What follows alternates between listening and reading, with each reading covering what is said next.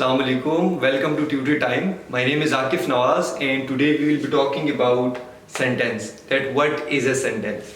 तो हम कह सकते हैं कि a sentence is a set of words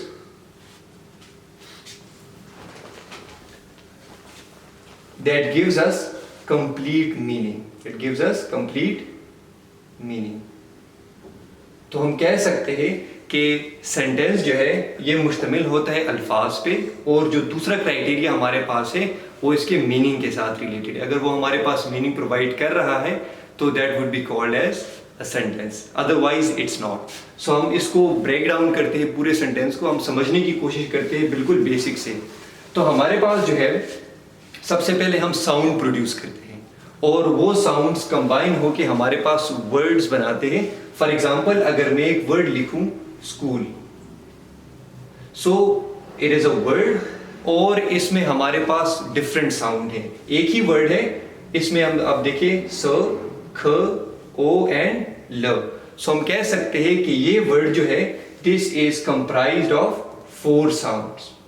तो हमने जो कहा था स्टार्ट में कि अल्फाज जो है वो साउंड से मिलकर बनते हैं, और same is the case with phrases. Then words combine to make phrases, और फिर फ्रेजेस कंबाइन होकर हमारे पास क्लॉजेस बनाते हैं, और फिर क्लॉज या क्लॉजेस कंबाइन होकर हमारे पास सेंटेंस बनाते हैं.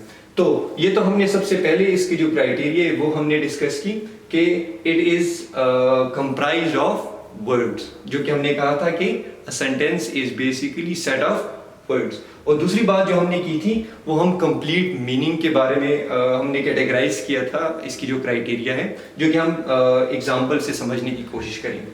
अच्छा, इनमें कुछ और निटी ग्रिटी डिटेल्स जो हमारे पास है सो वो हम समझने की कोशिश करते हैं कि एक्चुअली हमारे पास 26 अल्फ़ाबेट्स हैं, और वो 26 अल्फ़ाबेट्स को जब हम रिप्रेजेंट करते हैं, एक्सप्रेस करते हैं, जिसको हम लिंग्विस्टिक रिप्रेजेंटेशन कहते हैं या लिंग्विस्टिक एक्सप्रेशन कहते हैं, उसको हम नाम देते हैं स्पेलिंग्स का.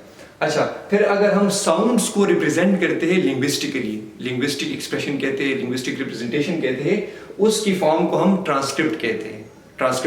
ठीक है. अच्छा, तो हम बात करते हैं कि there are 26 alphabets and these 26 alphabet actually produce 44 sounds. ये 44 साउंड्स हमारे पास प्रोड्यूस करते हैं. फिर हम अल्फाबेट्स को भी डिवाइड करते हैं, कैटेगराइज करते हैं 2 हिस्सों में. सबसे पहले हमारे पास आ जाते हैं वॉवल्स, और दूसरे हमारे पास आ जाते हैं कॉन्सोनेंट्स. अच्छा, वॉवल्स हमारे पास है 5 और कॉन्सोनेंट्स हमारे पास है 21. सो अब हम इनको कैटेगराइजेशन करते हैं साउंड्स के साथ. तो ये 5 जो वॉवल्स हमारे पास है they produce 20 sounds, whereas the remaining 21 consonant produce 24 sounds. अब आई होप कि आपको बेसिक्स की समझ आ गई होगी. हम इसकी मजीद डिटेल डिस्कशन में नहीं जाते कि साउंड्स कैसे प्रोड्यूस होते हैं और क्यों प्रोड्यूस करते हैं हम, ये तमाम चीज़ें we are not going into that discussion. अच्छा, अब हम आ जाते हैं अपने सेंटेंस पे. सो हमने कहा था कि it's a set of words that gives us complete meaning. So अब मैं यहाँ पर एक एग्जांपल लिखता हूँ. अगर मैं कहूँ फॉर एग्जांपल कि अली किक्स द बॉल. अच्छा, अब सबसे पहले क्राइटेरिया हम देखते हैं कि हमने कहा था कि a sentence is combination of word. तो अब देखिए, this one is a sentence is it is comprised of more than 1 word. So हमारे पास यहाँ पर टोटल कितने वर्ड्स हैं? 4 वर्ड्स हैं. तो सबसे पहले क्राइटेरिया तो हमारे पास फुलफिल हुआ है, but it's not the entire criteria. जो अदर क्राइटेरिया है वो लाजमी मैच करेगा, वरना तो सेंटेंस नहीं कहलाएगा. अच्छा, अब हम इसकी मीनिंग को देखते हैं. Ali kicks the ball. So हम यहाँ पर देख सकते हैं कि here in this sentence we have a subject, we have a verb and an object, जिसको हम यूजुअली कहते हैं subject and a predicate.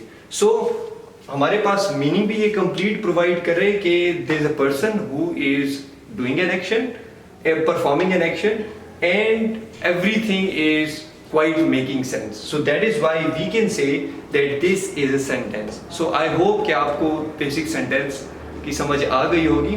And if you have any questions, anything to ask, you can ask us queries in the comment section.